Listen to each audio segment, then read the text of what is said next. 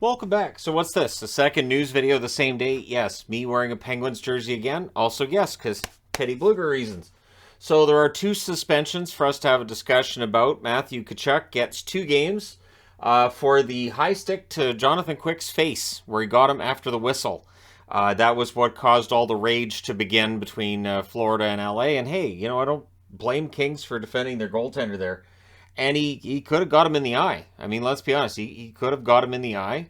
And I'm kind of surprised it's only 2 games because if they're arguing that he meant to do it, if they're saying it's not a hockey play and it's deliberate, and for Kachuk to say, well, it wasn't really deliberate. Seriously, dude, I wish they would actually give us the footage of the player pleading their case. I think that would be very entertaining.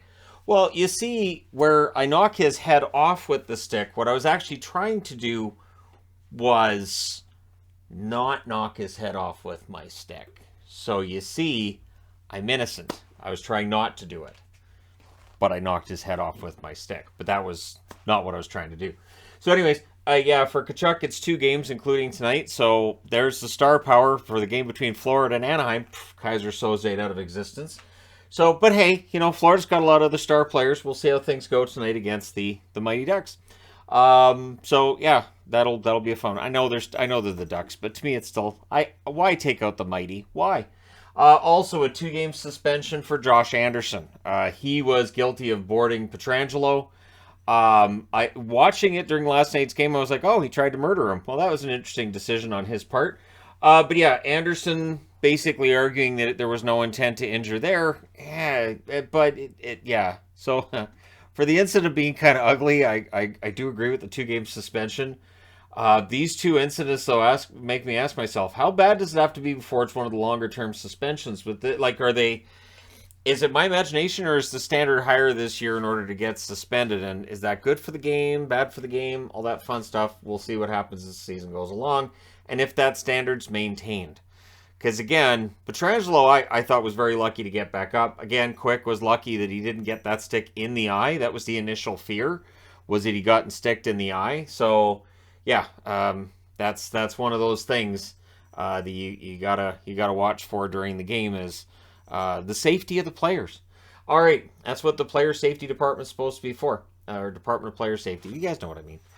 So the New York Rangers game today, third period, the lines were switched up. Chris Kreider was thrown down to the fourth line, and when asked about it after the game, Gerard Gallant said, yeah, that's where he belonged. And there was he didn't mince any words there. Good. That's the kind of coaching that I like. I don't mind when a coach puts a guy on the fourth line because he doesn't feel like the effort is where he wants it to be. And or he's trying to get results out of the rest of his team and he's making an example. That's fine. I think that's absolutely fine. These guys get paid a ton of money. They should be able to handle when a coach says this guy's not performing very well. I've talked about that in videos too. I don't mind a coach calling a player out as long as they're consistent about it. As long as they're not picking on just certain players and they're not willing to call out everybody, which means even a guy like Kreider that makes a ton of money and is there for a long time. If he's not playing well, you don't give him the ice time. So Toronto Maple Leafs news, Samsonov is getting an MRI. He's out for at least a week. It's probably going to be longer than a week. He's been put on the IR. Matt Murray, though, is apparently ahead of schedule. He could skate with them on Tuesday. There's the possibility he could be good to go by next weekend, I guess.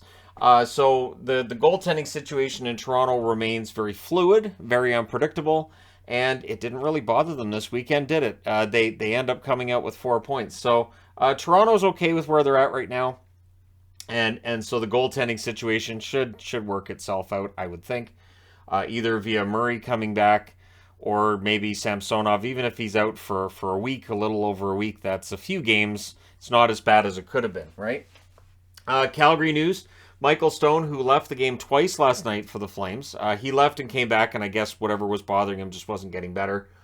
So they've called up Gilbert to step into his role. And so for the Flames, they're starting to have some injury problems on that blue line. Tanev, of course, has missed the last couple of games. And now with Stone on IR, we'll see how things go and how long Tanev's going to be out as well. Because as far as I know, that one's still day to day. Good news for St. Louis fans. Brandon Saad should return to their lineup tomorrow. For the St. Louis Blues, they're 3-6 on the season. The 3-0 fast start is forgotten, and they have plummeted down the standings. So for St. Louis, it's still early enough to turn things around. Obviously, getting Saad back should help. They should be able to put together a pretty solid top 9. And so, yeah, we'll see how things go for St. Louis with Saad back in the lineup, and if that does make the difference, and they're able to turn things around.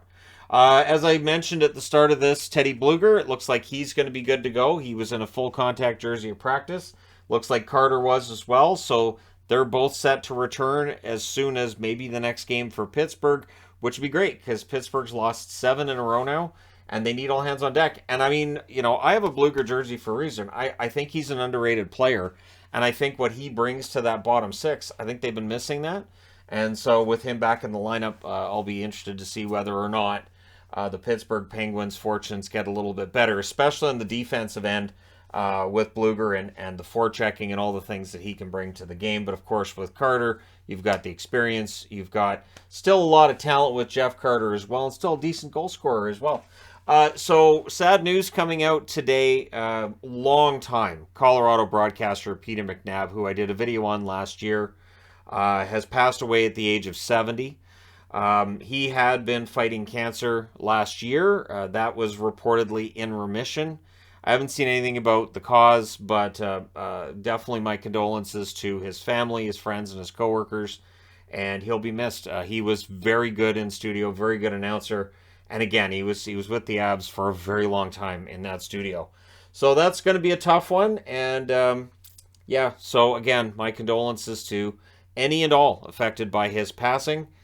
We never know how long we have, so it's best to enjoy every day while we have it. Let me know your thoughts in the comment section below as always. Don't forget to hit like and subscribe if you're browsing your way through, you just happened upon this video. Thank you guys so much for watching, for all your support. I will talk to you again soon.